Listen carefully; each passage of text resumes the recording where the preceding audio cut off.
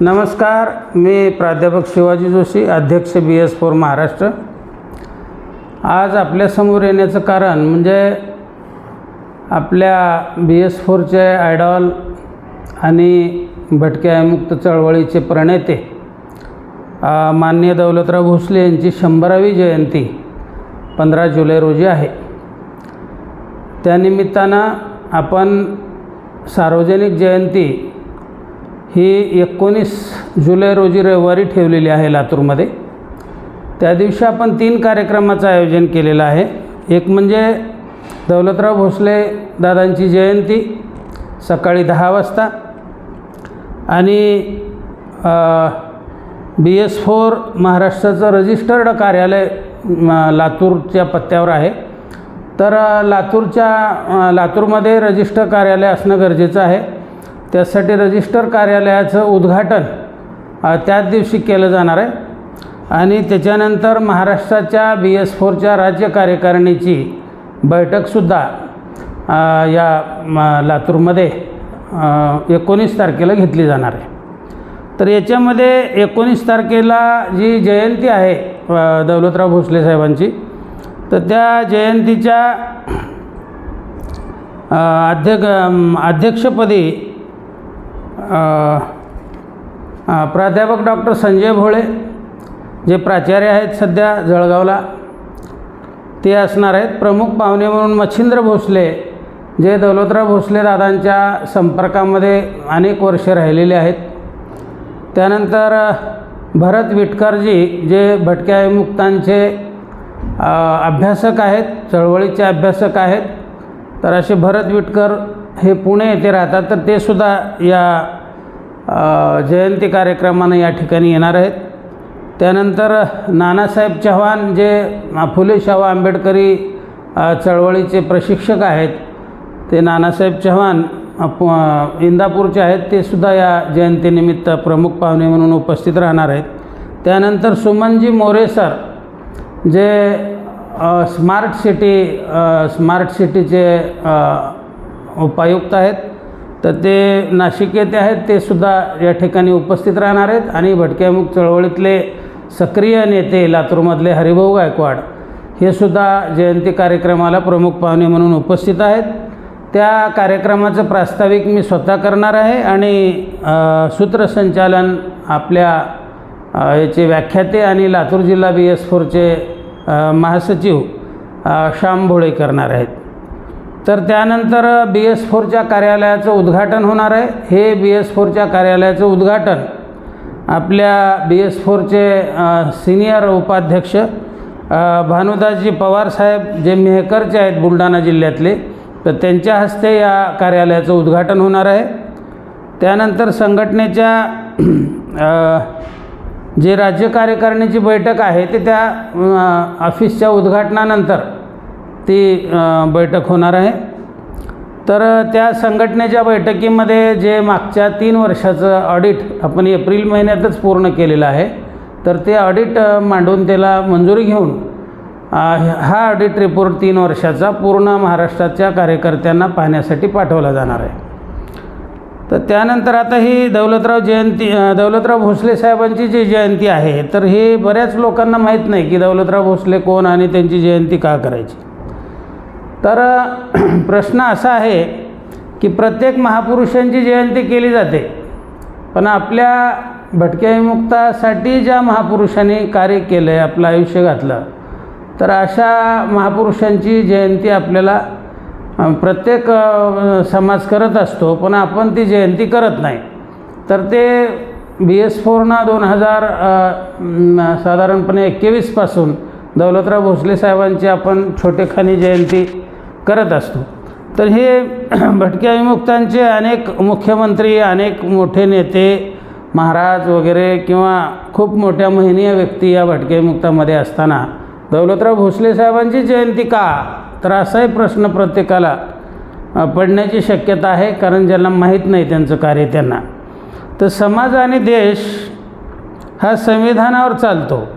संविधानात आपले हक्क, अधिकार, समानता, संधीची समानता, न्याय याची तरतूद बाबासाहेबांनी केलेली आहे। मात्र आजही जे संविधानात आहे ते समाजात नाही, जे समाजात आहे ते संविधानात नाही. संविधानात मूलभूत हक्क समानता आहे, मात्र समाजात मूलभूत हक्क मिळत नाहीत आणि गैरबराबरी आहे. समाजाला घर, शेती, उत्पन्नाची साधने नाहीत. शिक्षण, नोकरी जरी म्हणजे शिक्षण घेऊन नोकरी मिळवणे हेच उत्पन्नाचं साधन ह्या समाजामध्ये आहे. कारण दुसऱ्या भटक्याविमुक्त समाजामध्ये उत्पन्नाचं कुठलंही साधन नव्हतं. भिक्षा मागणे, पोट भरणे अशा प्रकारचा सगळा कार्यक्रम होता. तर हे जे संविधानात आहे ते सगळं आहे, पण आपल्या पदरात काही पडत नाही किंवा आज ही परिस्थिती अशी आहे की संविधानापासून आपण कोसं दूर आहेत. तर आपल्याला जे 4% रिझर्वेशन संविधानात होतं तेही असंच होतं. मागासवर्गीयाचं रिझर्वेशनही असंच होतं, कारण भरणारी जी लोकं होती ही सगळी सवर्ण समाजाची होती आणि त्यांना या मागासवर्गीय जातींना कमी लेखलं जात होतं. तसंच भटक्याविमुक्ताच्या बाबतीमध्ये 4% रिझर्वेशन होतं, पण हे 4% रिझर्वेशन वास्तवात येत नव्हतं, जागा भरल्या जात नव्हत्या. म्हणजे एखाद्या ठिकाणी 10 जागा असतील तर तिथं 20 उमेदवार यायचे त्या ठिकाणी किंवा 15 उमेदवार यायचे, पण तो उमेदवार लायक नाही असं त्या ठिकाणी शेरा मारायचा आणि ते लोकच भरले जायचे नाही. आणि त्याच्यानंतर मग दीर्घकाळ ती जागा ओपन ठेवता येत नाही किंवा न भरता ठेवता येत नाही, तिथं माणसं लागतात, म्हणून परत तिथं ओपनच्या जागा भरायच्या अशी पद्धत होती. म्हणजे रिझर्वेशन जरी आपल्याला असलं तरी ते अजिबात भरलं जात नव्हतं. पहिल्यांदा दौलतराव भोसले ज्यावेळेला आमदार म्हणून 1974ला विधिमंडळात गेले राज्यसभेवर, त्यावेळेस त्यांनी ह्या सगळ्या विषयाचा अभ्यास केला आणि जिथं जिथं महाराष्ट्रामध्ये ज्या ज्या ठिकाणी भरती होते अशा ठिकाणचा डाटा त्यांनी मागून घेतला. म्हणजे तिथला जी माहिती आहे इत्थंभूत किंवा इथं जागा किती होत्या, तर भटक्याविमुक्ताच्या 10 जागा होत्या. उमेदवार किती आले होते, तर उमेदवार 25 उमेदवार आले होते. भरले किती, एकही भरला नाही. आणि मग त्याने ते विधिमंडळामध्ये प्रश्न विचारायला सुरू केले की बाबा तुम्ही शिकलेले उमेदवार त्या क्वालिफिकेशनचे उमेदवार आलेले असताना भरत का नाही? म्हणजे फक्त इंटरव्ह्यू घ्यायचा आणि इंटरव्ह्यूमध्ये त्याला सिलेक्ट करायचं नाही, अशा पद्धतीचं जर काम केलं तर एकसुद्धा उमेदवार भरला जाणार नाही ना. मग हे उपयोग काय त्या रिझर्वेशनचा? आणि त्याच्यानंतर मग अनेक GR सरकारला काढावे लागले. अनेक शासन निर्णय काढल्यानंतर त्यानंतर मग ती पद्धत सुरू झाली. त्यांनी की जे उमेदवार आहेत ते पूर्ण उमेदवार भरायचे. तिथं एक जरी उमेदवार कमी भरला तर विधिमंडळ अगदी गाजवून सोडायचं दौलतराव भोसले साहेबांनी आणि ते भरायला भाग पाडायचं शासनाला. तर त्याच्यामुळं जे काही 4% रिझर्वेशन होतं त्याच्यामध्ये आमच्यासारखे जे लोक नोकरीला लागले, तर हे सगळं दौलतराव भोसलेंनी जर 1974-75मध्ये जर हा उठाव केला नसता विधिमंडळामध्ये आणि हे त्या प्रश्नावर चर्चा घडवून त्याच्यावर अनेक शासन निर्णय करून घेतले नसते आणि वैयक्तिक लक्ष देऊन जर त्या जागा भरून घेतल्या नसत्या, तर आताही तीच सिस्टीम राहिली असती की फक्त जागा काढायच्या पण भरायच्या नाहीत.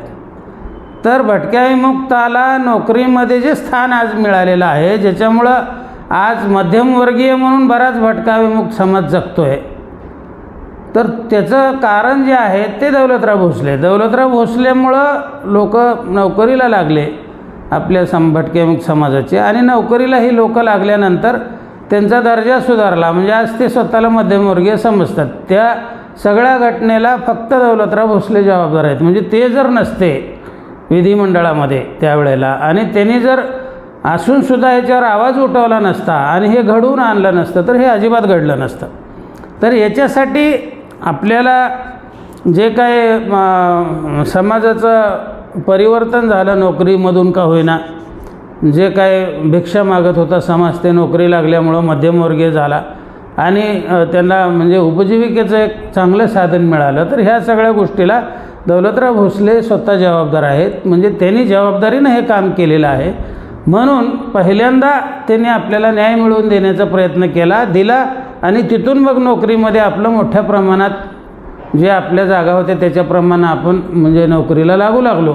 आणि आपल्या उपजीविकेचं एक साधन निर्माण त्यांनी करून दिलं. त्याच्यामुळं त्यांची जयंती दरवर्षी आपण 15 जुलैला साजरी केली पाहिजे. ती जयंती 19 तारखेला लातूरमध्ये होत आहे. तर BS4च्या माध्यमातून आपण ती जयंती महाराष्ट्रभर करण्याचा आपला उपक्रम आहे आणि प्रयत्नसुद्धा आहे. आपण प्रत्येक ठिकाणी हे सांगतो की बाबा तुम्ही जयंती करा. प्रत्येकाने दौलतराव भोसले साहेबांची जयंती पूर्ण भटक्या आणि विमुक्त जाती जमातीने संपूर्ण महाराष्ट्रभर जयंती साजरी केली पाहिजे.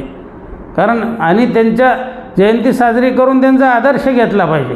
भटक्या विमुक्त चळवळीचे ते प्रणेते होते. म्हणजे त्यांनी भटक्या आणि विमुक्ताची एकत्र चळवळ पहिल्यांदा त्यांनी सुरू केली आणि ती चळवळ पहिल्यांदा सुरू केली आणि त्यांच्या हयातीपर्यंत इतर नेत्यांनी त्याच्यामध्ये मग मतभेद वगैरे होणे किंवा त्यांना जे आमदार होते त्यांच्या त्या वक्तृत्व शैली, त्यांच्या कामाची शैली, त्यांची धडाडी हे सगळं बघून त्यांना मंत्री करण्याचं चाललं होतं.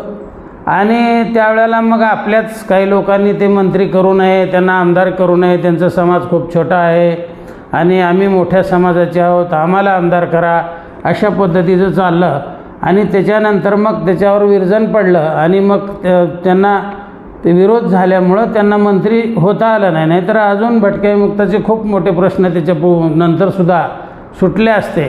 तर त्याच्यामुळं जी चळवळ सुरू झाली होती दौलतराव भोसलेंनी सुरू केली होती, परिवर्तनाची जी चळवळ आहे, ज्याचे प्रणेते आहेत ते, तर ती चळवळ त्यांच्या हयातीमध्येच मग काही लोकांनी विरोध केल्यामुळं ती चळवळ तिथं थांबली आणि त्याच्यानंतर काय भटक्या विमुक्ताची चळवळ वाळसं धरू शकली नाही. म्हणजे त्यांच्या हयातीमध्येच त्याचा उदय झाला चळवळीचा आणि त्यांच्या शेवटच्या टप्प्यामध्ये त्यांची आमदारकी संपली. त्यावेळेला जवळपास त्या चळवळीचा अस्त झाला. अशीच परिस्थिती या भटक्या विमुक्त चळवळीची आहे. म्हणजे आम्ही त्याला पुढं आणू शकलो नाही. तर ती चळवळ जर आपल्याला उभी करायची असेल तर खूप मोठं म्हणजे वैचारिक त्याच्यावर परिवर्तन होणं गरजेचं आहे. आणि दौलतराव भोसले एक आदर्श होते, एक आदर्श व्यक्तिमत्व होतं आणि त्यांचे जे काय गुण होते, त्यांचे काय म्हणजे चळवळ उभा करण्यासाठी त्यांनी जे श्रम केले, ते जो नेता लागतो त्याच्यामध्ये जे गुण लागतात, सर्व गुण हे सगळे, तर ते दौलतराव भोसले साहेबांमध्ये होते. तर त्याच्यामुळेच ती चळवळ उभं राहू शकली होती. तर ही चळवळ पुन्हा आपल्याला उभा करावी लागेल आणि सगळे आदर्श जे आहेत ते दौलतराव भोसले साहेबाचे आपल्याला घ्यावे लागतील. तरच ह्याच्या पुढं चळवळ आपण निर्माण करू शकू, अन्यथा आपण चळवळ निर्माण करू शकणार नाही.